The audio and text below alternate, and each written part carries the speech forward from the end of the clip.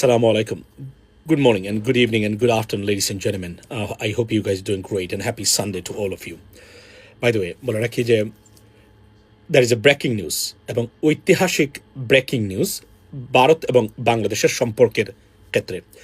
ভিডিওর শুরুতেই বর্তমান সরকারের মাননীয় প্রধানমন্ত্রী জনাব তারেক রহমান সাহেবকে অসংখ্য ধন্যবাদ, কৃতজ্ঞতা জানাই একজন বাংলাদেশের প্রবাসী হিসাবে, এবং বাংলাদেশ সরকারকেও এবং পররাষ্ট্রমন্ত্রীকেও এবং যারা পররাষ্ট্র প্রতিমন্ত্রী, উপদেষ্টা, পররাষ্ট্র প্রতিমন্ত্রী সহ এই বিভাগে যারা কাজ করেছেন তাদের সবাইকে অন্তঃস্থল থেকে ধন্যবাদ এবং কৃতজ্ঞতা যে ভারতের প্রধানমন্ত্রীর ভারতে যাওয়ার যে অর্থাৎ ট্রিপ টু ইন্ডিয়া সেটা ক্যান্সেল করেছেন। না, প্রশ্ন হলো যে এই জন্যই কি ক্যান্সেল, ভারতে গেলেই কি গেলেই কি সমস্যা, এই জন্য কি আমরা ভারতে যাওয়া যাবে না? No, we not saying that. You can go to visit. বাংলাদেশের পার্শ্ববর্তী দেশ হিসাবে বাংলাদেশের প্রধানমন্ত্রী বা বাংলাদেশের সাথে সম্পর্কটা ভালো থাকতে হবে। It is natural, it is demanded by the people of those two countries. But here is a problem with this relationship, because এটা মোটামুটি ওয়ান সাইডেড রিলেশনশিপ ছিল বাংলাদেশের স্বাধীনতার পরেই। ওটা কখনো বাইলেটারাল রিলেশনশিপ ছিল না কখনোই। মাঝখানে শুধুমাত্র বিএনপি সরকারের সময় ওইটা যতটুকু পারে ভারত শিথিল করেছিল আগ্রাসনটা। একমাত্র বিএনপি ভারতকে বাধ্য করেছে শিথিল করতে। বেগম খালেদা জিয়ার সময় আর শহীদ রাষ্ট্রপতি জিয়াউর রহমানের সময়, উনার সময় তো এটা মোটামুটি এটার জন্মই হচ্ছে ভারতের ওই আগ্রাসন এবং আপনার ভারত বিদ্বেষী বাংলাদেশের উপর তাদের যে এক ধরনের যে কন্ট্রোলিং পাওয়ার, যেটা এটার বিরুদ্ধেই তো বাংলাদেশ জাতীয়তাবাদী দলের জন্মই বলতে গেলে না, ইট ইজ ওয়েল ডকুমেন্টেড।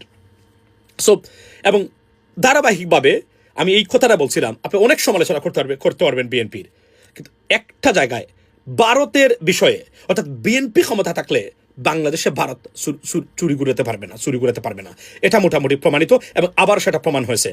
অর্থাৎ ভারত সফর বাতিল করেছেন শর্ত দিয়ে। Excellent decision. মনে রাখবেন, মাননীয় প্রধানমন্ত্রীকে আবারও ধন্যবাদ দিই। একটাই মনে রাখবেন, ঐতিহাসিকভাবে বিগত 40 বছরের ভিতরে সবচেয়ে দুর্বল সময়, খারাপ সময় পার করতেছে ভারত এই মুহূর্তে, not nationally but also internationally too. মার্কিন যুক্তরাষ্ট্রের সাথে সম্পর্ক ছেদের পরে, সম্পর্ক ছেদ কখন হলো? যখন প্রেসিডেন্ট ট্রাম্প প্রথম ক্ষমতায় আসার পরে যখন ভারতকে ব্যবহার করে চীনকে শাস্তা করার যেটা প্রেসিডেন্ট বিল ক্লিন্টন যেটা প্রপোজ করেছিলেন, যেটা সবাই মেনটেন করেছে, সেখান থেকে বেরিয়ে আসার সাথে সাথেই ভারতের ক্ষমতা মোটামুটি সারা পৃথিবীতে যাই ছিল যুক্তরাষ্ট্রকে ইউজ করে সেটা ধ্বংস বা ধূলিসাৎ হয়ে গেছে, যার কনসিকুয়েন্স ভারত এই মুহূর্তে ফেস করছে প্রতিদিন। এবং রাশিয়া স্যাংশন বিলের মতো বিলে এটা অঘোষিতভাবে বা আনঅফিসিয়ালি ভারতের উপরে মার্কিন যুক্তরাষ্ট্রের স্যাংশন কিন্তু রাশিয়া স্যাংশন বিল যেটা পাশ করেছেন তারা সেনেটে গত সপ্তাহে, সেটার ভিতরে আছে। সো প্রধানমন্ত্রী বলেছেন যে শেখ হাসিনাকে না দিলে এবং শহীদ উসমান হাদির খুনি যে তাদেরকে ফেরত না দিলে ভারত সফর আমরা যাব না। What a decision! আমি দেখতে চাই এনসিপি এবং জামায়াত ইসলামী সহ ওই ক্ষেত্রে সরকারকে আপনারা কিভাবে ধন্যবাদ দেন কিনা। I've been watching it for a long time. So আপনারা খালি শুধু বিরোধিতা করা দরকার আছে। এনার্জি ক্রাইসিস ডেফিনেটলি চলতেছে, বাট আমরা বলছি যে এটা রিজনেবল হতে হবে। সরকারকে অভ্যন্তরীণভাবে যখন দুর্বল করতে চেষ্টা করবেন, ডিস্টেবিলাইজ করার চেষ্টা করবেন, সরকার কোনো না কোনোভাবে সরকারের মানুষ আছে তারা ভারতপন্থী হতে বাধ্য হবে। Do not do that. আপনারা নাই পলিটিক্স করেন, এটা প্রমাণ করেছেন আপনারা বিগত 6 মাসে। এর আগে করেছেন। সরি টু সে দ্যাট, এটা বলতাম না, কিন্তু বলতে বাধ্য হয়েছি বিকজ দেশ সবার আগে। সো এই মুহূর্তে সরকারের সিদ্ধান্তটা যুগান্তকারী। এবং মনে রাখবেন, আমি প্রধানমন্ত্রীকে বলছি, অনুরোধ করতেছি, বাংলাদেশের যতটুকু পারা যায় আদায় করে নেওয়া লিগাল এবং রিজনেবল ভারত থেকে এখনই সময়। This is a high time ইংরেজিতে বলে। কেননা ভারত এই মুহূর্তে সবচেয়ে দুর্বল অবস্থানে আছে, যেহেতু আমাদের এগুলা লিগাল এবং লেজিটিমেট। আপনি যদি পদ্মা ব্যারেজ থেকে, তিস্তা থেকে শুরু করে যা করা দরকার, তো একটা শর্ত এখানে পালন করতে হবে, আপনাকে মাথায় রাখতে হবে। সেটা হচ্ছে যে মার্কিন যুক্তরাষ্ট্র যেন কোনোভাবে ক্ষুব্ধ না হয়, যেটা ভারত চায় সবসময়। ভারত কোনো কিছু করতে পারতেছে না বাংলাদেশের উপরে। তারা মার্কিন যুক্তরাষ্ট্রকে বাংলাদেশকে ডেকে নিয়ে সেই ট্রাপে ফেলতে চায়। ব্রিক্স অন্যতম। ব্রিক্সে যাওয়াই যাবে না, ব্রিক্সের নামই ধরা যাবে না বাংলাদেশের সরকারের। ধরবেন তো মরবেন, এটা আমি সুস্পষ্টভাবে ক্লিয়ারলি বলছি। কারণ যদি এটা জানার জ্ঞানের অভাব থাকে জেনে নিবেন, কিন্তু ব্রিক্সে যোগ দেওয়া আর তোমার সুইসাইডাল মিশনে যোগ দেওয়ার চেয়ে এর কোনো অংশেই কম নয়।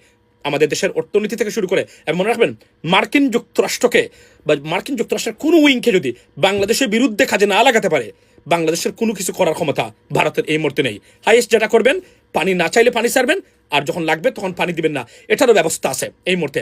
ভারত এই মুহূর্তে ওই historically the once the most fragile time Bharat passing এই মুহূর্তে। সুতরাং মাননীয় প্রধানমন্ত্রী এবং আমি সবাইকে বলবো, বিরোধী দল সহ সবাই ওই জায়গাতে আপনারা ঐক্যবদ্ধ থাকবেন।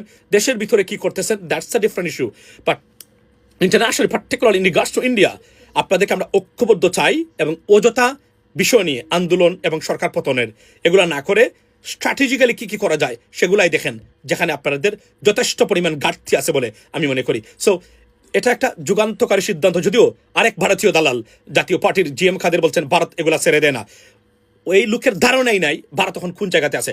যদি বাংলাদেশের অভ্যন্তরীণ রাজনীতি সঠিক থাকে এবং আমরা যদি ওই জায়গাতে দৃঢ় থাকতে পারি, ঐক্য ধরে রাখতে পারি, ভারত বাংলাদেশে আর কোনোদিন চুরি ঘুরাতে পারে, ওই দিন শেষ ভারতের জন্য। ভারত এতদিন করেছিল মার্কিন যুক্তরাষ্ট্রকে সাথে নিয়ে, এবং যে মার্কিন যুক্তরাষ্ট্রের সাথে সম্পর্ক ছেদের পরেই ভারত ঐতিহাসিকভাবে সবচেয়ে দুর্বল। খালিস্তান নিয়ে দুর্বল, সেভেন সিস্টার্স নিয়ে দুর্বল, আপনার রাশিয়া নিয়ে দুর্বল, আপনার তিনটা প্যাক। এবং আপনারা এই যে গুলাম খাদের বলছে, এই লোকেরা বাংলাদেশ পরিচালনা করতে এক সময় কতটা নাইভ এবং ভ্রান্ত ধারণা এবং ইগনোরেন্ট দেখেন ইন্টারন্যাশনাল বা আন্তর্জাতিক রাজনীতি নিয়ে। এই যে মানে চুক্তি হয়েছে, মানে আপনার যে মিলিটারি অ্যালায়েন্স হলো Saudi, Pakistan and Turkiye, which is most likely the Egypt going to be joined over there, মানে দিস ইজ মানে অ্যাকর্ডিং টু মানে the Turkish president Erdogan. So if it happens, ladies and gentleman, it's a new dimension of the world power. তাতে কোনো ধারণাই নাই পৃথিবীটা কিভাবে চলছে।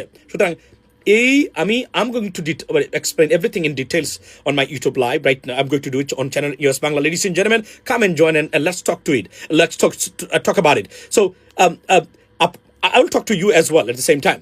So এই যে সিদ্ধান্তটা, এবং আমি এটার এক ধরনের অ্যাডভোকেসি করতেছিলাম মানে বাংলাদেশ সরকারের মানে মানে মানে কাছে, do not travel to India. এবং আমি তো মনে করি বাংলাদেশের প্রধানমন্ত্রী যাওয়ারই দরকার নেই ভারতে। হাই লেভেলের পররাষ্ট্র মন্ত্রণালয়ের মন্ত্রীর নেতৃত্বে টিম পাঠাতে পারেন হাইয়েস্ট, কারণ উনি নিরাপদ না। এবং আপনি যদি কখনো ভাবেন যে তারেক রহমান সাহেব এবং বিএনপি সরকারের প্রতি ভারতের পজিটিভ মাইন্ড আছে, আপনি মৃত একজন মানুষ। A dead man walking ইংরেজিতে বলে। That's the bottom line. Let's talk about that on YouTube live in details, ladies and gentlemen. But what a decision. মনে রাখবেন, তবে প্রধানমন্ত্রী হুঁশিয়ার করে দিচ্ছে আপনাকে এই মুহূর্তে, ভারত কিন্তু বাংলাদেশে নানান ধরনের অপতৎপরতা চালাবে এর কারণে। এর ভিতরে সন্ত্রাসী মানে নানান ধরনের ডিস্টার্ব করতে পারবে, মানে সন্ত্রাসী ঘটনার নাম দিয়ে।